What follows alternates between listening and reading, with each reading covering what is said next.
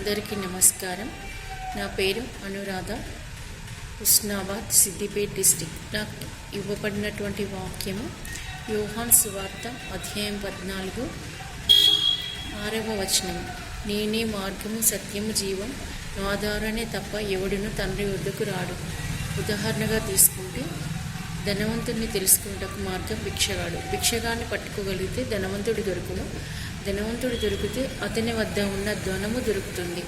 అదేవిధంగా దేవుణ్ణి తెలుసుకోగలుగుటకు మార్గము మనిషిగా వచ్చినవాడు. మనిషిగా వచ్చిన వాడిని తెలుసుకోగలిగితే అతని లోపల ఉన్న దేవుడు తెలియబడతాడు. దేవుడు తెలియబడితే అతని అందుగల నిత్య జీవనం మనకు లభించును.